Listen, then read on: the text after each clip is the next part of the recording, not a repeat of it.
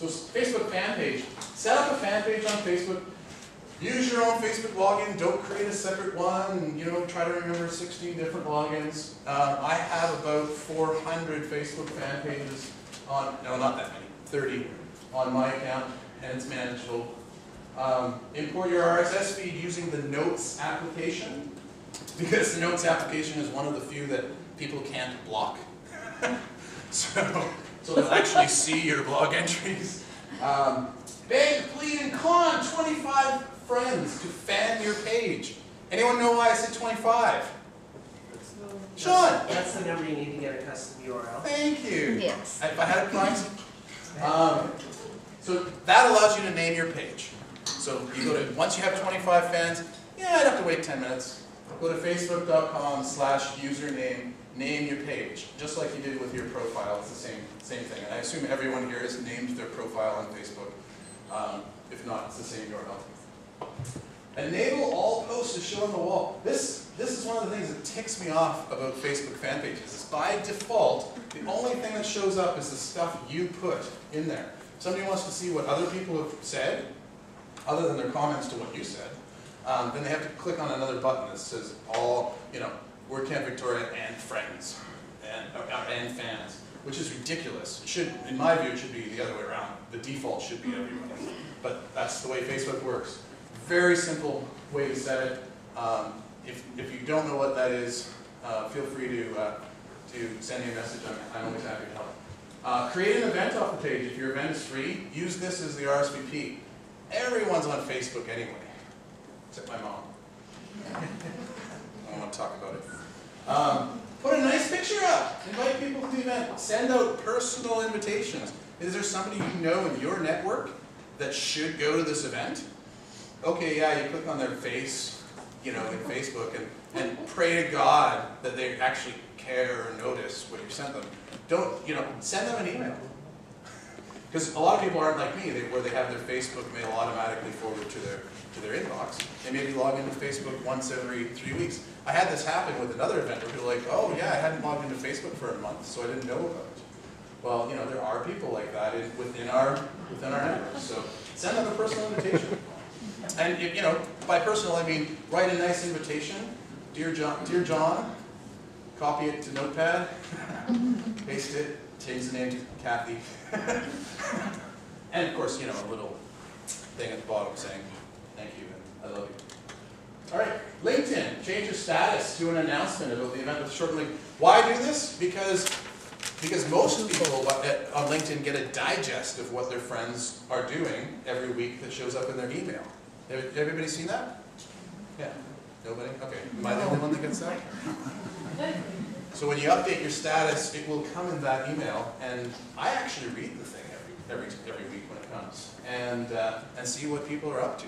So if you leave it as your status, people are far more likely to stumble upon it. Create an event on LinkedIn. Again, depending on what your audience is, if your audience is mostly business professionals who are connecting on LinkedIn anyway, maybe that should be the default sign up for the non-paying, non-chargeable events. It's up to you. Facebook would usually be my first choice. So, add the event to relevant groups. So something to do with social media. I'm going to go to the Social Media Club Victoria group. Chamber of Commerce has a group. Put it in there. These groups are here for people to post stuff to. So why not? And then again, send personal invitations through LinkedIn. Twitter. Create a new Twitter account for the event. Question mark. Probably a good idea if it's an event you think you're going to have any sort of recurrence on. Personalize it. Add the link URL. I don't know how many times people do this where they put in they create an account, they don't put the link URL. It's pretty easy to do in settings, but you see it all the time. City is another one. I hate it when people put in their UT colon, Yeah. because it's cool if you have an app that actually translates that for you. But for the other 98% of Twitter users that aren't using that cool app that you have, Victoria, BC would be just great. A description, put some pictures, make it look good. Strategically follow. Don't just put the event there and then say, okay, and then tweet, and you know, like Rod said, have 0 followers. How many do for time? A couple of minutes? Yeah, a couple minutes. All right. 10 minutes. All right. You know, follow people, because when you follow them, chances are pretty good they're going to think about following you back. Strategically list people as well. This was a little experiment I did actually recently. I found a whole bunch of people from Victoria that weren't following me back, because I always follow everybody from Victoria, because I'm kind of a stalker that way. And so I unfollowed them and then listed them, and added them to a list as like Victoria, BC people. And what I discovered is that people noticed that, said, "Oh, who's this TB Holmes guy? He's not that weird looking, so I'll follow him back." And that's actually a pretty effective way to get people interested as well. Strategically tweet and retweet. So the tweet is coming from your new Twitter account you created for your event. You're retweeting it on your own. You're sending direct messages to people in your network that love you, and asking them and sending them a nice URL, a Twitter URL, saying, "Please retweet this for me, because I love you and you love me back." And Janice and I do this all the time. all the time. And You've just it's, given away our secret. yeah, sorry. Don't do that. No. It's good. Hey, that's it.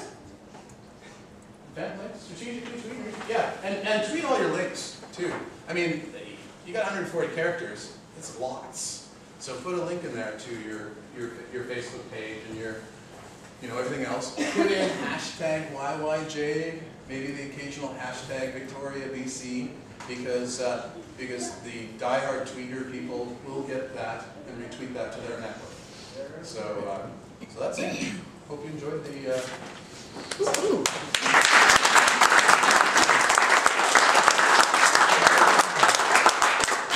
Thanks very much, Paul. That was fantastic. You pointed out many of the things that I should have done for